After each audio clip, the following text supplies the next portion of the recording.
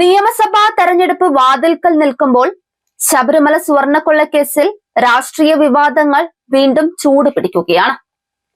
ചിത്രങ്ങൾ, വിശദീകരണങ്ങൾ, സമ്മാനങ്ങൾ, ചടങ്ങുകൾ തുടങ്ങി എല്ലാത്തിനും ഒടുവിൽ ഇതെല്ലാം ചേർന്ന് ഒരേയൊരു ചോദ്യത്തിൽ അവസാനിക്കുകയാണ്.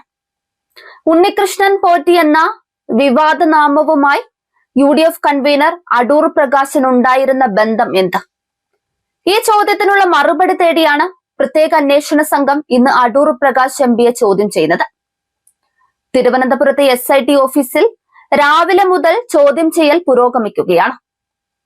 ശബരിമല സ്വർണ്ണക്കൊള്ളക്കേസിലെ മുഖ്യപ്രതി ഉണ്ണികൃഷ്ണൻ പോറ്റിയുമായി അടൂർ പ്രകാശിനുണ്ടായിരുന്ന അടുത്ത ബന്ധത്തിന്റെ അടിസ്ഥാനത്തിലാണ് അന്വേഷണം ശക്തിപ്പെടുത്തിയിരിക്കുന്നത്.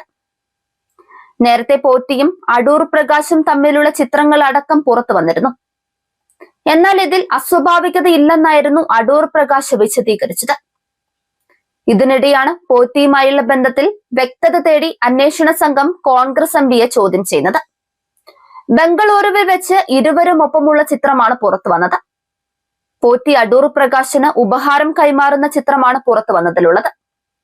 മുൻപ് ഇരുവരും തമ്മിൽ ബന്ധമുണ്ടെന്ന റിപ്പോർട്ടുകളും പുറത്തു വന്നിരുന്നു.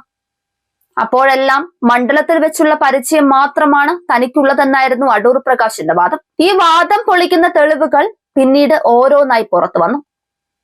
കോൺഗ്രസ് നേതാവ് സോണിയാഗാന്ധിക്കൊപ്പമുള്ള പോറ്റിയുടെ ചിത്രത്തിലും അടൂർ പ്രകാശിന്റെ സാന്നിധ്യമുണ്ടായിരുന്നു. രണ്ടാമത്തെ ചിത്രം പുറത്തു വന്നതിന് പിന്നാലെ വിശദീകരണവുമായി അടൂർ പ്രകാശ് രംഗത്ത് വരികയും ചെയ്തു. ഏതൊക്കെ തരത്തിൽ തന്നെ മോശക്കാരനാക്കാൻ ശ്രമിച്ചാലും അതൊന്നും വിജയിക്കില്ലെന്നും ജനം എല്ലാം വിലയിരുത്തുന്നുണ്ടെന്നുമായിരുന്നു അടൂർ പറഞ്ഞത്.